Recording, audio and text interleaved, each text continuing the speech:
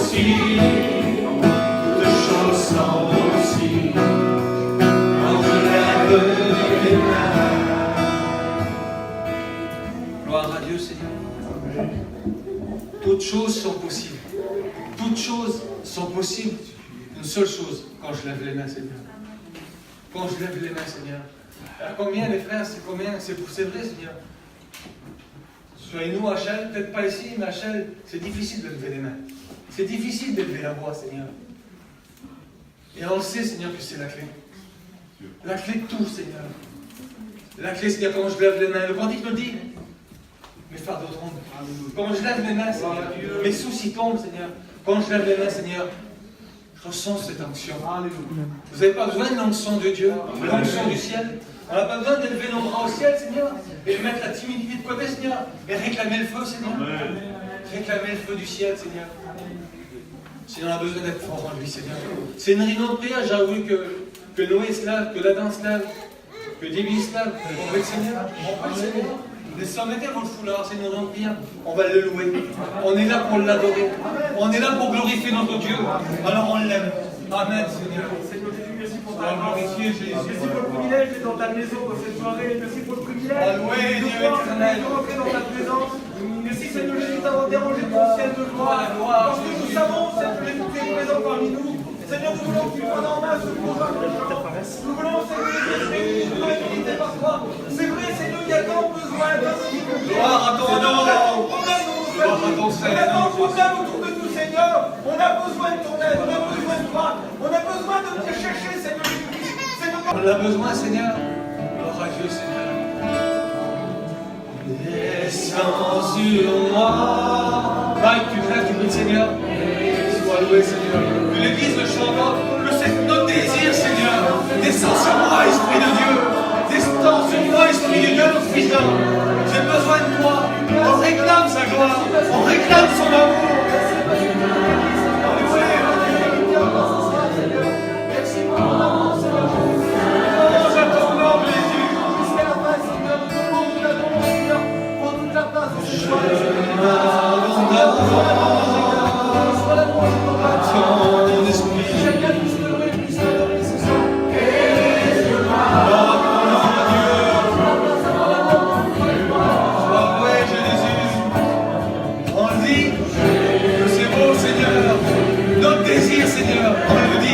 Jésus, je t'aime. On lui dit encore les frères, Jésus, je t'aime. On n'a pas honte de lui dire, Jésus, je t'aime.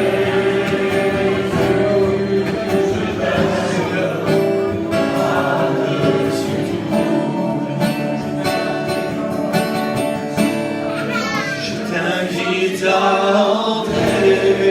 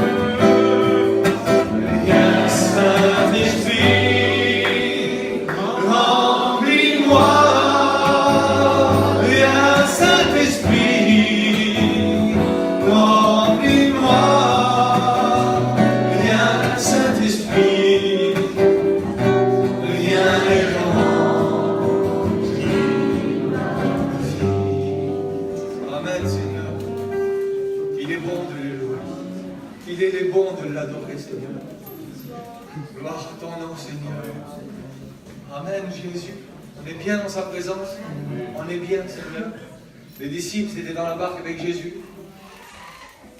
Il y avait la tempête, il y avait tout.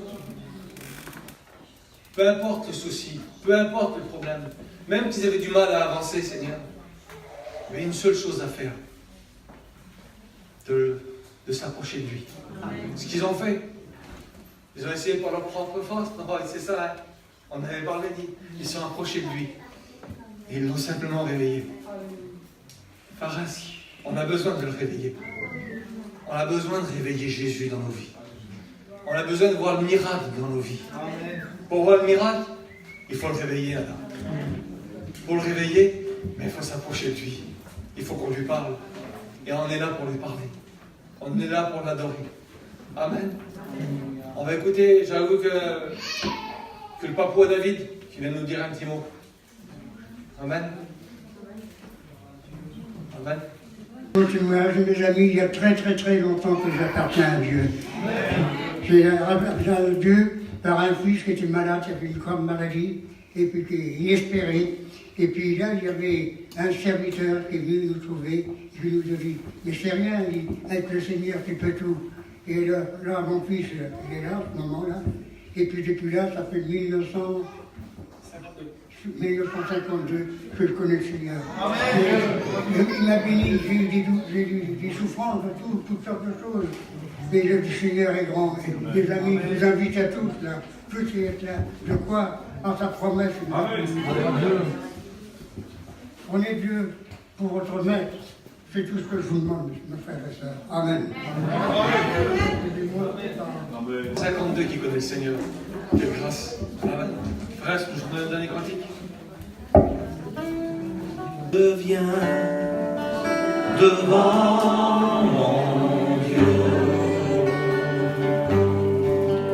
pour exprimer mes vœux. Je veux lui ressembler. Je désire saisir ses plans et ses projets, mais je suis si vert à voir. Jésus, je ne le mérite pas, mais je viens devant toi, car je reconnais que ma vie dépend de toi, car je veux être béni. Je désire être rempli, même si je dois m'humilier. Brise-moi et bénis-moi. Je ne partirai pas de ce lieu avant d'avoir été revêtu de la puissance de Dieu. Nous voulons voir la gloire de Dieu descendre du ciel et remplir ce lieu. Nous invoquons Jésus ton nom, ouvre ton ciel, Jésus fidèle, que les écluses des cieux viennent inonder ce lieu. Attire nos cœurs à toi, Seigneur, car en toi se trouve le bonheur. Ranimons-nous ton feu, Seigneur, enlève nos doutes, trace ma route, nous venons nous prosterner. Jésus vient nous renouveler.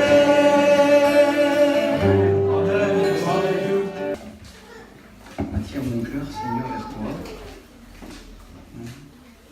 Trace ma route, Seigneur.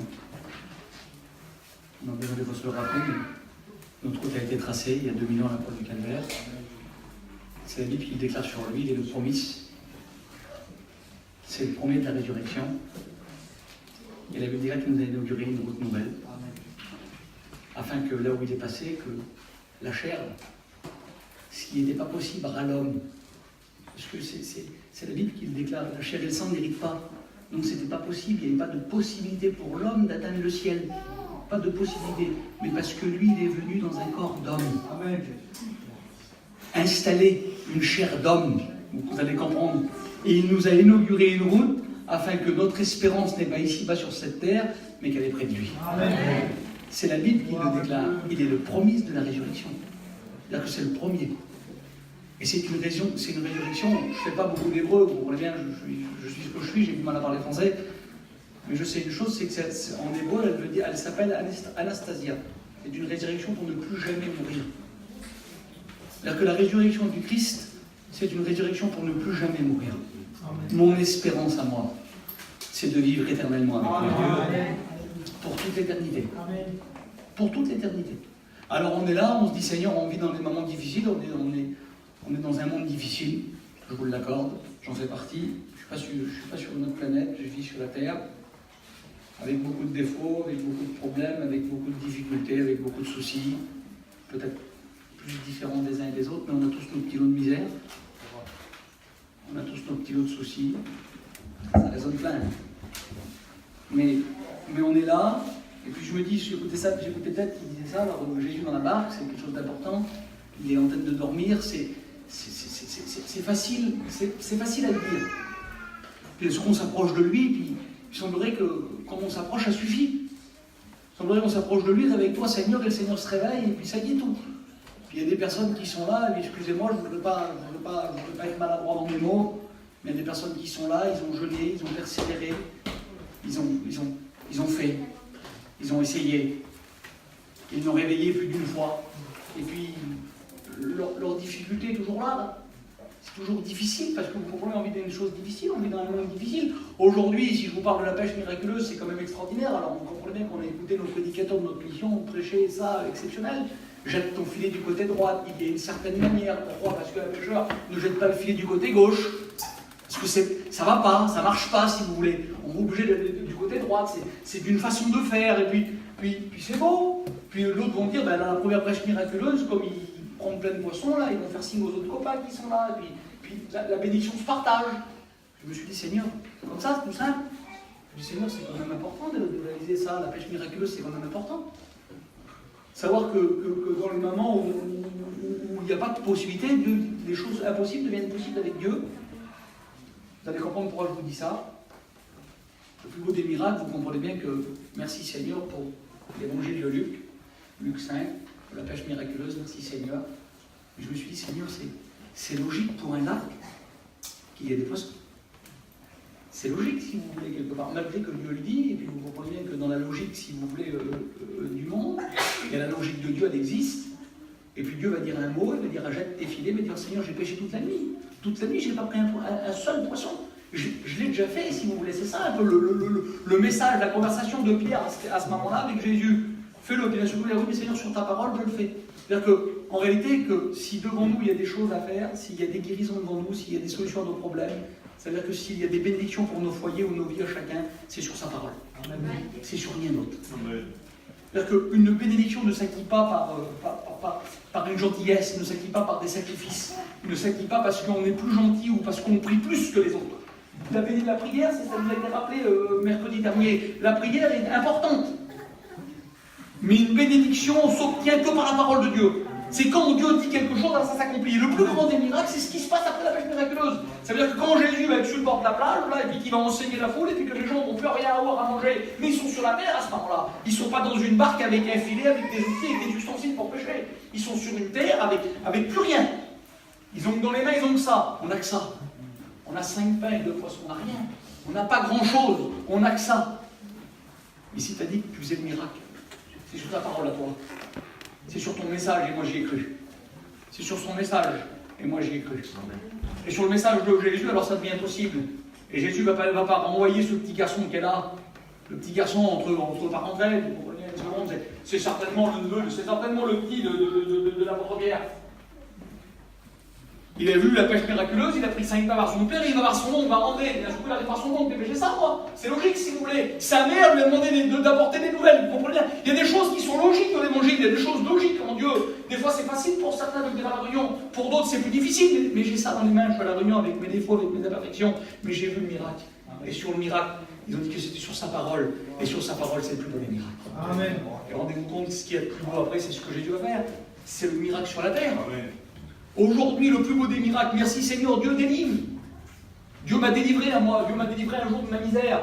Mais toi, tu n'aurais pas besoin que Dieu vienne te délivrer. Tu n'aurais pas besoin que Dieu vienne te bénir. Vous n'aurez pas besoin, c'est une réunion de prière, je ne sais pas, moi, je ne sais pas. Je me dis, Seigneur, des fois, on donne des titres, nous, c'est une réunion de prière, une réunion de prière, c'est fait pour prier. Puis vous avez jamais vu, des fois, une réunion d'évangélisation, puis on parle de la croix, on parle de son amour et de son sacrifice, de notre cœur, il tape. Puis on se rappelle de ce qu'il a fait pour nous, on se rappelle de ce que pour nous, on était. Qu'est-ce qu'on serait sans lui? Qu'est-ce que vous serez sans lui? Alors des fois, on nous donne des titres, mais peu importe, c'est le message qui bénit les cœurs. C'est pas le fait de dire, ben, c'est une réunion de prière, il faut prendre un thème pour les chrétiens, ou imaginez-vous une seconde, ou un thème pour certains prédicateurs. C'est pas ça. Jésus va dire une chose à ses disciples, pour que tous soient nourris, pour que tous bénéficient du miracle. C'est ceux qui ont voulu s'asseoir. Vous savez qu'il y avait des gens qui n'ont pas voulu s'asseoir dans le récit, dans l'évangile de Jean, dans Jean 6. Des gens qui ont resté debout. Ils n'ont pas reçu. C'est-à-dire que ce soir, il y a des gens qui veulent rester debout, ils veulent rester avec leurs opinions, avec leurs positions, avec leurs idéaux à eux. Il y en a qui sont peut-être ce soir, Seigneur, j'ai faim. J'ai faim. Je ne mange pas pareil que elle ou que lui, mais moi j'ai faim. Alors je voudrais m'asseoir. Parce que c'est toi qui me l'as dit. Que le miracle, c'est ta parole qui l'a dit. Et je voudrais t'écouter. Et la plus belle façon pour un juif à l'époque d'écouter, c'est de s'asseoir. Un juif, comme il est debout, il n'écoute pas. Un juif, comme il est debout, il n'écoute pas. Un juif, comme il est aujourd'hui, comme on l'écoute, comme il est enseigné par la Torah, il s'assit. Et puis Jésus est en train de vous dire, vous avez le plus grand des rabbins à mieux de vous. Vous voulez être nourri, vous voulez être béni, asseyez-vous. Écoutez. Écoutons ce soir. Je vous en supplie au nom du Seigneur, c'est le message que j'ai sur mon cœur ce soir. Écoute. Écoute. Écoute la parole de Dieu, écoute le message. Écoute. Tu veux être béni? Mais des fois, on est là, vous savez, il y a des gens qui vont dire, il y a des personnes qui écrivent des thèses, des synthèses, des livres. Ils sont là, ils écrivent les 7 dons de la foi. C'est beau. Alors, c'est intitulé par monsieur Attal. Puis on s'aperçoit que, quand on a fini de le lire, c'est toujours pareil. Ce que Dieu vient de te dire, tu veux changer, écoute la Bible. Tu veux que ton foyer change, écoute la parole du Seigneur. Mais il y a plein de fois qu'il a parlé, il y a plein de fois. Peu importe si ça serait ce soir. Si ça serait ce soir. Je voudrais vous faire cette lecture-là, si je peux. Parce que je ne voudrais pas trop m'égarer, m'éloigner.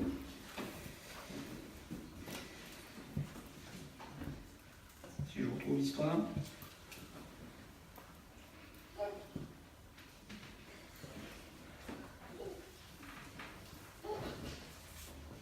Je vous fais cette petite lecture-là et après, en parenthèse, après je vous fais la lecture que je voulais vous faire. Ça se trouve dans l'évangile de Luc. Luc 1 au verset 39. Je vous fais la lecture. Dans ce même temps, Marie se leva et s'en alla en hâte vers les montagnes dans une ville de Juda. Elle entra dans la maison de Zacharie et salua Élisabeth. Écoutez bien pourquoi je vous dis ça. Et dès qu'Élisabeth entendit la salutation de Marie, son enfant tressaillit dans son sein. Et elle fut remplie du Saint-Esprit. Elle s'écria d'une voix forte, « Tu es bénie entre les femmes, et le fruit de ton sein est béni. Comment n'est-il accordé que la mère de mon Seigneur vienne auprès de moi?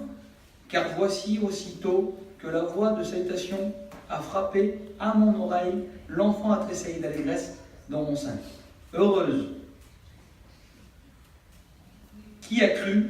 Parce que les choses qui ont été dites de la part du Seigneur auront leur accomplissement. Amen. Amen. J'ai trouvé vraiment une lecture intéressante à vous faire. J'ai trouvé que ça bénissait mon cœur. Je vous fais la deuxième lecture. Et après vous allez comprendre. Ça se trouve toujours dans le même évangile, dans l'évangile de Luc. Dans l'évangile de Luc, Luc 2, au verset 30-25, il dit « Voici, il y avait à Jérusalem un homme appelé Simeon. Cet homme était juste et pieux. Il attendait la consolation d'Israël. Et l'Esprit saisi était sur lui. Il avait été divinement averti par le Saint-Esprit qu'il ne mourrait point avant d'avoir vu le Christ du Seigneur. Il vient au temple poussé par l'Esprit. Et comme les parents apportaient le petit enfant Jésus pour accomplir à son égard ce qui doit donner la loi, il reçut dans ses bras, bénit et dit « Maintenant, Seigneur, tu laisses ton serviteur s'en aller en paix, selon ta parole, car mes yeux ont vu ton salut, salut qui t'est préparé devant tout le peuple, lumière pour éclairer les nations et gloire d'Israël, ton peuple. » Son père et sa mère étaient dans l'admiration des choses qu'on disait de lui. Amen. Voilà. Je vais essayer par la grâce du Seigneur de vous faire comprendre ce que Dieu a mis sur mon cœur. J'espère qu'elle va me produire ce qu'elle a produit dans mon cœur. Je vous ai dit quelque chose tout à l'heure, la première lecture que je vous ai fait comprendre quelque chose. La Bible dit là que une femme va décider dans son cœur, comme une histoire. La Bible dit là qu'elle va rentrer dans une petite maison, dans un petit village, sur les montagnes, si vous voulez, parce qu'il frappe les regards. Il semblerait que Dieu entende de dire, des fois on voudrait faire beaucoup d'artifice, beaucoup ce qui frappe, mais c'est souvent dans le calme et dans la confiance que Dieu bénit. De toute façon, on ne sait pas, voilà, c'est lui qui le fait. Et la Bible déclare qu'elle va rentrer, puis des fois on est là, puis des fois on se dit, moi je ne sers pas à grand chose, je ne sers pas à grand chose. Je suis tout seul chez moi là-bas, je ne sers pas à grand chose, et puis peu importe, il y a des situations qui est vraies, vous comprenez. Il y a des situations qui est vraies, il y a des situations de vie qui est vraies, on est dans certains endroits, et puis il ne se passe pas grand chose, et puis on est là, puis on aimerait voir des fois des choses merveilleuses, on aimerait voir des serviteurs seuls de chez nous, je ne sais pas, moi, on aimerait voir des bénédictions, on aimerait plein de choses. Puis d'un seul coup, elle est là, elle va aller dans une petite maison, et comme elle va rentrer dans la maison, elle va frapper. Et au son de sa voix, ça veut dire au son de son message, le message qu'elle a reçu, le message qu'elle a reçu comme toi, le même message que toi, la même naissance que toi, le même message que tu produis. Quand tu vas dans un endroit, peu importe si c'est grand ou petit, peu importe si c'est beau ou moins beau, si vous voulez, mais la Bible déclare que comme elle va prononcer les paroles, la Bible déclare que ceux qui sont dans la maison, je ne sais pas ce que ça va produire en vous, je ne sais pas si la lecture que je vous ai faite ou ce que je vais vous dire, ce qu'elle va produire en vous, mais vous comprenez bien une chose, si je suis animé de l'Esprit Saint, si tu es animé de l'Esprit Saint, si la personne de Jésus est mise en toi. Parce que bien souvent, des fois, on est religieux, on est devenus des religieux. Alors on est là, on a tout la panoplie du chrétien, on sait tout faire. On sait tout comment ça marche, mais ça tape plus là. Ça tape plus. Comme le tête vous a dit tout à l'heure, on aurait besoin de s'approcher de lui. Besoin de s'approcher de lui. Mais la Bible déclare qu'elle a reçu quelque chose d'extraordinaire. La Bible déclare qu'un ange est descendu du ciel et est venu lui parler. Et lui dire, il dit, une grâce t'a été faite. Il dit, aujourd'hui, tu recevras, tu auras, tu posséderas. Puis je me suis dit, Seigneur, c'est un peu ce qui s'est passé pour moi, ça. Le jour où j'étais dans une réunion pour certains, ou dans une camping, ou dans une auto, où on écoute un chant de camping, je ne sais pas.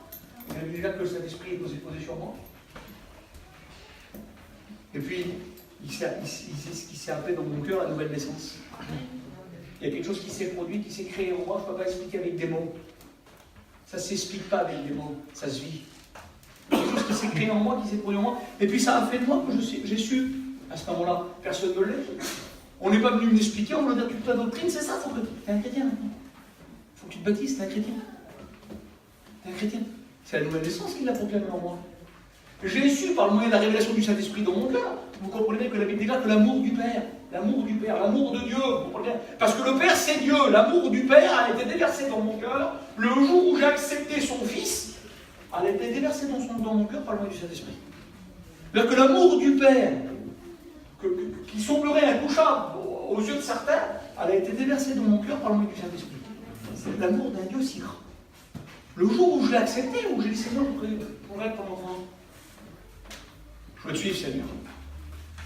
Je voudrais que tu me bénisses, je ne sais pas comment, je ne sais pas comment, pourquoi, comment ça se fait que toi tu m'aimes, mais je comprends une chose, Seigneur, je voudrais te suivre. Et le Saint-Esprit est déversé dans moi. Rendez-vous compte que ce que le Saint-Esprit peut déverser ce soir sur toi. Rends-toi compte que ce que le Saint-Esprit peut faire. Imagine-toi une seconde dans ton petit lieu que tu es, dans ta petite vie chrétienne, parce que je vais parler comme ça aujourd'hui, parce que c'est les mots que j'ai sur mon cœur. Dans ta petite vie chrétienne, que tu crois que tu ne possèdes pas grand-chose, que tu crois que rien qui se passe. Imagine-toi une seconde que le Saint-Esprit, ce qui peut couler. Imagine-toi une minute qu'elle est là, elle a 16 ans à ce moment-là, c'est une jeune fille. Elle ne sait pas, son homme il veut la quitter, son fiancé il veut la quitter. Parce que c'est ça la vie de Marie, vous comprenez bien, c'est la vie de Marie ça.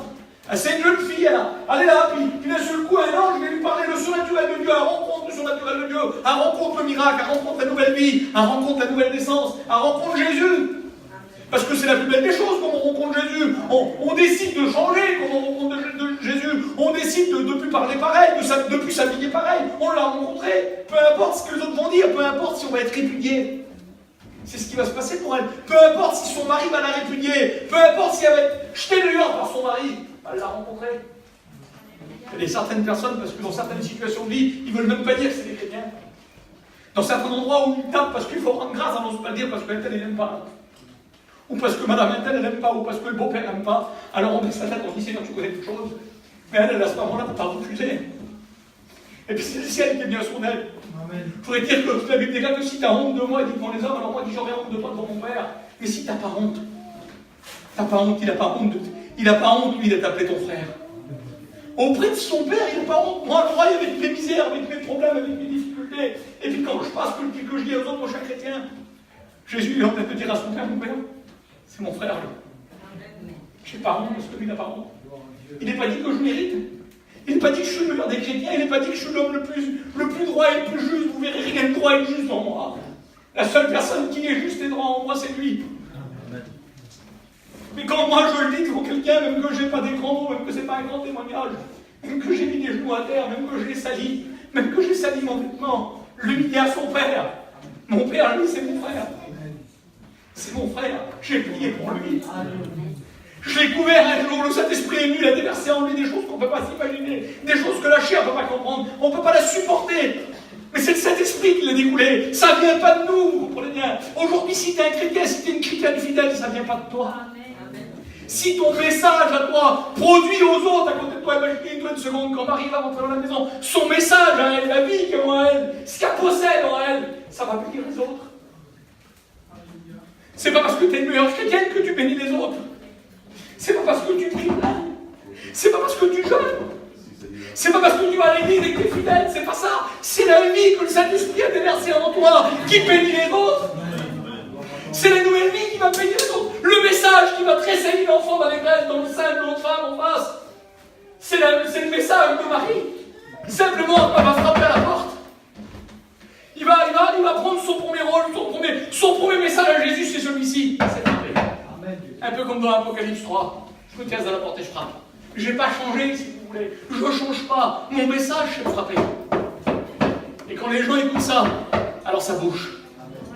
Ils ne te demandent pas d'être la plus grande des chanteuses, parce que j'en dirais que c'est ça aujourd'hui, vous avez vu. Excusez-moi, mon bon Seigneur, je vous demande pardon de vous chanter, si vous chantez plein et rechantez plein. Mais aujourd'hui, on chante, on a chanté un cantique. On a tout expliqué la Bible. Il était au bord du puits, il était là, je ne sais pas ce que vous voulez. On n'a pas cité un coup son nom à lui. On n'a pas dit que c'était Jésus qu'on parlait. On n'a pas dit que c'était le Sauveur. On n'a pas dit qu'il était. On a tout expliqué. On a oublié le plus important. Mais voilà ce qui bénit mon cœur. Ce n'est pas une église. Ce n'est pas une mission. Ce n'est pas mon président. C'est Jésus. Amen. Ce qui a béni Marie à ce moment-là, ce n'était pas les autres. C'est pas la loi, c'est pas les scribes, c'est pas les pharisiens, c'est pas le collège, si vous voulez, du Sanhédrin, parce qu'il y avait un collège à Jérusalem qui s'appelait le Sanhédrin. C'est pas ça qui va bénir Marie. Ce qui bénit Marie, c'est cet esprit. Amen, Dieu. C'est ce qu'elle a reçu dans son cœur. C'est le message qui va bénir. Et je voudrais vous dire que ce qui doit bénir notre vie, ce qui doit bénir nos ministères, ce qui doit bénir nos foyers, ce qui doit bénir à toi, c'est le message. C'est rien d'autre. On essaye des fois de chercher autre chose, on essaye, je vous l'ai dit tout à l'heure, il y a des gens qui écrivent des livres, ils expliquent comment réussir une vie dans son couple. Vous avez eu certainement écouté. Puis à la fin, toute l'explication, comment réussir un couple, comment faire, bâtir un bon foyer dans le ministère. Alors c'est trop beau, les explique à la fin. La fin, elle n'a pas changé. Parce que ce qui change, c'est le message. Ce qui change, c'est la Bible. La Bible déclare qu'un homme, un jour, avait reçu une promesse de Dieu. C'est pas un homme qui lui avait fait une promesse. Savez-vous qu'on a tous reçu une promesse sur nos vies, là, chacun différent. Sur nos vies différentes, on a tous la même promesse. Ça s'appelle la promesse que Jésus est venu nous chercher. Ça, c'est la promesse. Qu'on le veut ou qu'on ne le veut pas, il y a une promesse qui est réservée pour le corps de l'Église. C'est que Jésus va venir chercher son Église. Et puis Siméon, lui, il fait partie de cette promesse-là. Il a reçu une promesse dans son cœur. C'est-à-dire que la Bible déclare que l'homme, lui, il craint Dieu. Puis béni soit Dieu, il ne va pas chercher le Seigneur un peu dans un endroit, dans une ambiance, dans des comédies ou dans ce que vous voulez. Parce qu'aujourd'hui, c'est ça, il faut chercher à droite, à gauche, un séminaire, je ne sais pas, dans ce que vous voulez. Je ne suis pas contre que Dieu vous bénisse. Mais ce qui doit bénir votre cœur, c'est ça.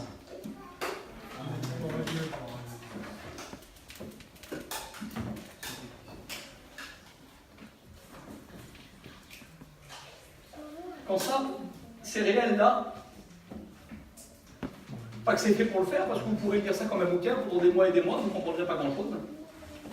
Ça restera un livre, ça restera un bouquin. Quand vous y mettrez votre cœur, en disant Seigneur, tu es capable de me parler là?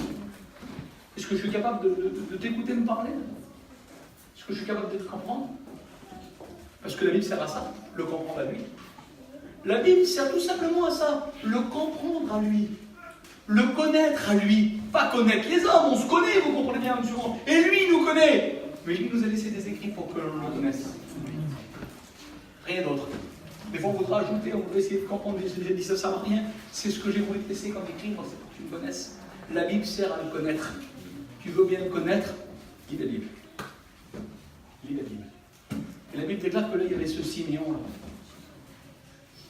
Siméon. La Bible déclare que le Saint-Esprit, il va l'avertir.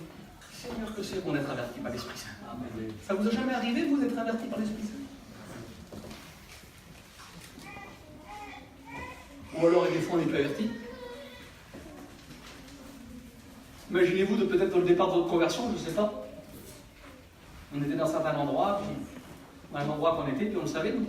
C'est le Saint-Esprit qui disait à notre cœur, on n'était pas à la place. Des fois, on prenait un petit verre, je ne sais pas, je vous dis ça, je fais de l'extravagance, ce que je vous dis, mais c'est pour vous faire comprendre quelque chose. On prenait un petit verre, on se retrouvait avec un verre à la main, parce qu'on avait honte. On posait le verre. C'est le Saint-Esprit, ça. C'est le Saint-Esprit, on a remplacé ça avec notre conscience, nous, aujourd'hui, c'est plus moderne. C'est ta conscience qui t'accuse. T'es accusé par ta conscience, non? Le Saint-Esprit le conduit, il reprend. Parce qu'il a mis des bonnes choses dans ton cœur. Puis des fois, on n'est même plus repris. Des fois, on n'est même plus repris. Des fois, c'est plus grave. Il n'y a plus rien de grave. Il n'y a plus rien de grave. On est dans certains endroits, dans certains lieux, on fait certaines choses, on dit certaines choses, tout le monde il est beau, tout le monde est gentil, on a le droit de tout aujourd'hui. On va dire, bah, t'es.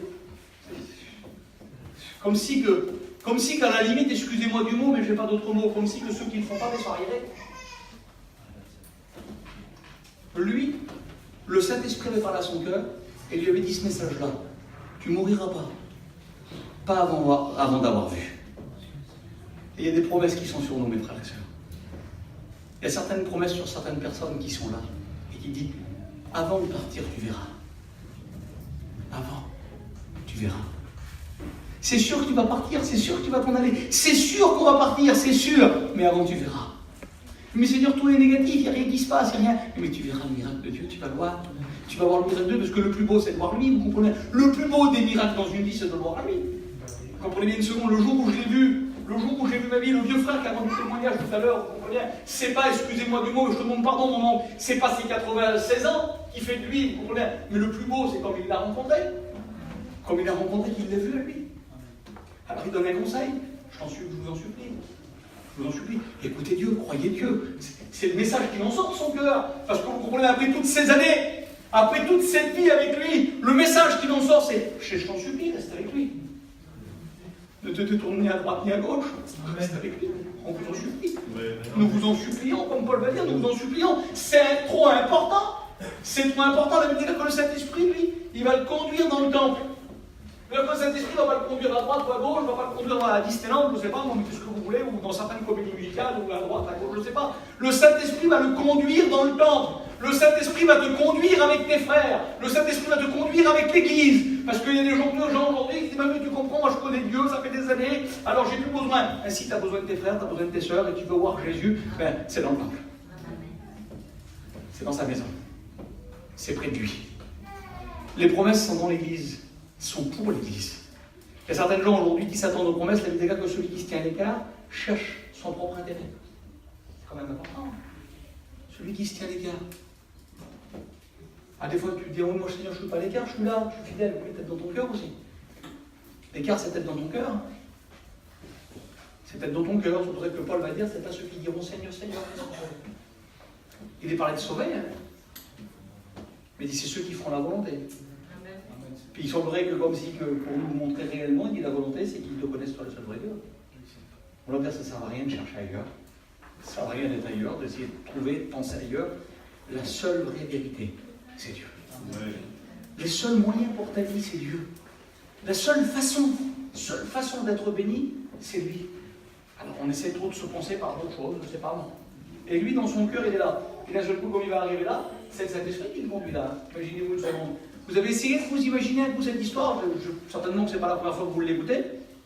Mais moi, un jour, j'ai essayé de réfléchir à ça. Je dis, Seigneur, imaginez-vous une seconde. Lui, il est là, il est vieux en âge. Parce qu'il est très vieux. Hein. Il est très vieux. Il est pratiquement aveugle.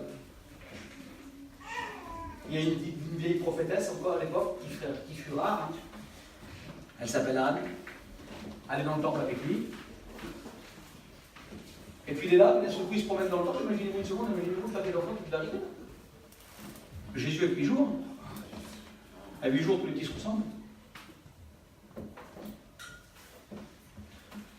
Il y a des choses des fois qu'on voit dans nos vies chrétiennes, ça ressemble. Ça ressemble à une soi-disant réunion. Ça ressemble à une soi-disant vie chrétienne. Ça ressemble. Et c'est pas le Saint-Esprit qui conduit quand ça ressemble. Le Saint-Esprit ne trompe pas. Vous voulez dire qu'il y a des choses dans ton cœur que le Saint-Esprit ne trompe pas. Les choses que tu dois faire, c'est le Saint-Esprit qui te demande de le faire. Ça ne trompe pas. Et les choses qu'il doit faire, les choses que tu dois te permettre de le faire, c'est possible de le faire. C'est possible de le faire.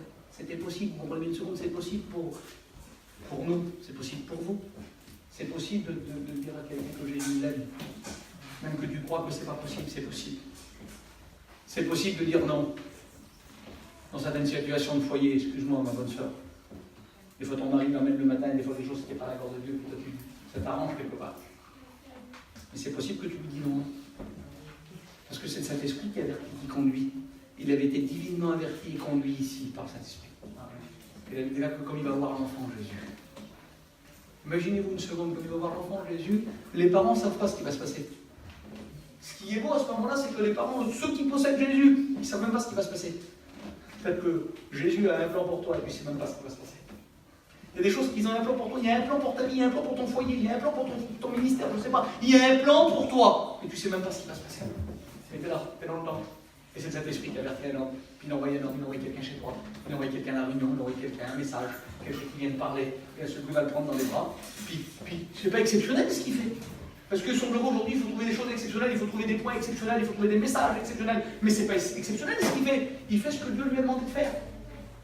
Il fait ce que Dieu lui a demandé de faire. L'enfant devait être présenté au temple, mais l'enfant, si vous voulez, excusez-moi, mais pour que vous compreniez, ne peut pas être présenté par Joseph, parce que Joseph, c'est pas son père, c'est son père adoptif. Il n'a pas le droit d'être présenté par Joseph, alors il faut quelqu'un. Donc qu'est-ce qu'il fait Siméon, lui? Parce que c'est le Saint-Esprit qui l'avertit, pour ne pas désobéir à la loi, il va le prendre dans les bras. Il va dire, Seigneur, je te remercie. Je te remercie parce que mes yeux ont vu la vie. Mes yeux ont vu la vie. Mes yeux ont vu ton salut. Source de bénédiction pour les nations, pour Israël, pour toutes les nations. C'est-à-dire que ce petit enfant-là, c'est une source de bénédiction pour toi. Oui, ce que tu possèdes en toi, c'est une source de bénédiction pour toi.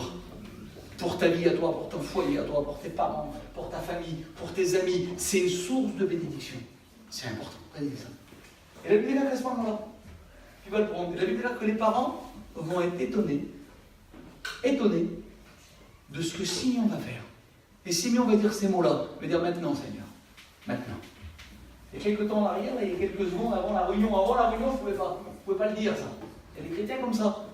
Il y a des chrétiens qui avant la réunion ne pouvaient pas le dire. Et béni soit Dieu par le rôle de déroulement de la réunion, qui peut par le moyen du Saint-Esprit, surtout. On peut dire ça. Maintenant, Seigneur, je peux partir tranquille. C'est vous qu'il y a certains chrétiens qui, excusez-moi du mot, mais qui ne veulent pas partir. Important, ça. Un jour, Jésus va parler à Pierre. Il va dire, Pierre, maintenant, reviens. Puis Pierre va dire, Seigneur, je suis prêt.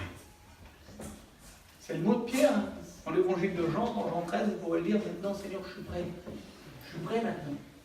Jésus dit à mon Père, mais non. Pas encore. Si, Seigneur, je suis prêt. Je suis prêt à aller en prison. Je suis prêt même à aller à la mort. Et je vais dire avant que le coq chante, tu vas me renier. La Bible déclare que tous dirent pareil que Pierre. Il faut bien comprendre toute la Bible. À ce moment-là, tous les disciples dirent pareil que Pierre. On est prêt, Seigneur. Mais de le dire, c'est une chose. Mais de le vivre, c'en est une autre. C'est la Bible qui termine comme ça, pour qu'elle dit que l'esprit et l'épouse disent viens Seigneur. Viens maintenant. On est prêt.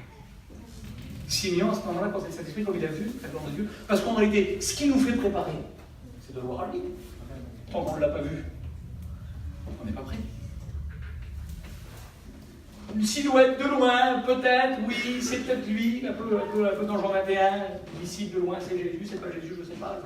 Jean est là, il dit c'est Jean, c'est la faute de l'amour, c'est lui qui dort sur son sein, c'est Jésus. Une silhouette. Puis Pierre, il va remettre son manteau, il va plonger dans l'eau, il va le prendre. Je veux être sûr, moi. Je veux être sûr. Si je veux partir, je veux être sûr que je veux partir avec lui. Des fois, il y a des personnes qui disent Seigneur, je voudrais que tu reviennes, mais ils ne sont même pas sûrs. Même pas sûr de savoir si c'est lui ou pas lui. Mais rendez-vous compte une seconde. Qu'à ce moment-là, Pierre, lui, il va repartir triste. Parce qu'il ne va pas comprendre le message de Jésus. Il y a des personnes qui sont dans la réunion, ils ne comprennent pas le message de Jésus. Ils veulent tout faire, tout faire. Ils sont là, alors ils prennent la Sainte Seine, ils ne savent même pas, ils ne réalisent même pas l'importance de la Sainte Seine. Il dit, vous prendrez sans mémoire de moi, et toutes les fois que vous le ferez. C'est-à-dire que toutes les fois que vous faites, ça veut dire que toutes les fois que vous prendrez la Sainte Seine, toutes les fois où on partage le pain humain, il dit, vous annoncez ma mort et ma résurrection. Mais il dit, je n'en boirai plus jamais avec vous. C'est jusqu'au jour où j'en boirai de nouveau dans le royaume de mon Père. Seigneur, la Sainte Seine proclame l'enlèvement de l'Église. C'est-à-dire qu'aujourd'hui, je prends la Sainte Seine sur la terre, je dis à Dieu que je voudrais que tu reviennes, parce que c'est ça, Seigneur, parce que le désir dans mon cœur, c'est de la prendre avec lui. C'est le désir du croyant, c'est le désir de l'Église, c'est de prendre la Sainte Seine avec lui. C'est de prendre la Sainte Seine, mais la prendre où, la Sainte Seine? Vous croyez que Jésus va revenir sur la terre pour prendre la Sainte Seine avec nous? La Bible dit que c'est nous qui partirons sa rencontre. Et la rencontre se fera dans les nuées, sur les airs. La rencontre se fera avec lui. Vous pourrez lire le texte là, il est merveilleux dans 1 Thessaloniciens 4, verset 13, on l'a dit des centaines de fois, vous l'écoutez partout. Mais comprenez comme ça qu'il est écrit. Il dire le Seigneur lui-même, c'est lui, a un signal donné, il y a la voix d'un archange au son de la trompette de Dieu, il dit premièrement les morts en Christ ressuscitent. Ceux qui sont morts en Christ ressuscitent. Et il dit nous les vivants. C'est-à-dire qu'il y en a qui resteront ici, mais ils ne seront pas appelés les vivants. Nous les vivants, nous partirons à sa rencontre. Et ça, c'est l'espérance dans le cœur du croyant. C'est l'espérance dans le cœur de Siméon. Nous les vivants, ceux qui ont la nouvelle vie, ceux qui ont reçu la nouvelle vie, ceux qui ont reçu ce message merveilleux, ceux qui ont ce petit enfant dans les bras là, et qui peuvent dire simplement Seigneur, ben, je te remercie parce que maintenant je peux partir tranquille. Je ne fais pas moi qui te présente Seigneur, je n'ai pas à te présenter moi. Je veux simplement te remercier. Vous comprenez qu'on n'a pas à présenter nous, on a juste à le remercier. C'est la vie qui va parler en nous, c'est le message qui va parler en nous, parce que Dieu va remettre la situation à l'heure. Quand Jésus va se faire baptiser à l'âge de 30 ans dans le Jourdain, imaginez-vous une seconde, il n'a pas été présenté Jésus au temple, mais au bord du Jourdain, il va être présenté à l'église. La nouvelle vie va être présentée. C'est Dieu lui-même qui va le présenter. Celui-ci, c'est mon fils bien-aimé. Celui-ci, c'est mon fils bien-aimé. En lui, j'ai mis tout mon amour, toute mon affection. Écoutez-le. Rien d'autre. On a juste à l'écouter à lui. Essayons pas d'écouter certaines théories, certaines pensées, certaines idées. Écoutons juste lui. Juste lui, ça suffit. Oui, ça suffit pour une chose. Il dit ça, notre frère qui est parti près du Seigneur, il dit c'était tira loin, extraordinairement loin, tellement loin que tira jusque dans le royaume des cieux. C'est-à-dire que le message t'emmènera que dans le ciel. Jésus veut t'emmener dans le ciel. Il ne veut pas t'emmener dans une idée, dans une théorie, dans une philosophie de vie. Jésus veut t'emmener dans le ciel. Le désir de Jésus, c'est de t'emmener près de lui. Il dit, Père, je n'ai perdu aucun de ceux que tu m'as confiés. Il n'est pas venu pour nous perdre, mais il est venu parce que le Père nous a confié en lui son amour et sa grâce. C'est lui, mon Fils bien-aimé, écoutez-le. On le prie, ça, comme le temps qui nous est donné. On le remercie. Notre Dieu, notre Père, nous bénissons ton nom, nous te rendons la grâce. Nous te disons merci, Seigneur, pour ton amour et ta grâce, au nom de Jésus-Christ. Que ta parole puisse primer dans nos cœurs, dans nos vies à chacun. Et que je puisse t'écouter que toi seul, Seigneur. Pas mes idées, pas mes pensées, pas me tourner vers des pensées d'homme, Seigneur, mais écouter ta parole me suffit, Seigneur. Puiser des forces dans ta parole, et puis simplement, Seigneur, Jésus-Christ, en puisant des forces dans ta parole, en voyant ta vie en moi, alors ça me suffit, c'est mon espérance, alors je peux partir tranquille. Je veux te voir paraître, Seigneur, dans ma barque, je veux te voir paraître dans mon foyer, je veux te voir paraître dans mon ministère, pour une chose, Seigneur, pour partir avec toi. Que ton nom soit béni, glorifié, à ton l'honneur et la gloire. Merci Dieu. Amen. Amen.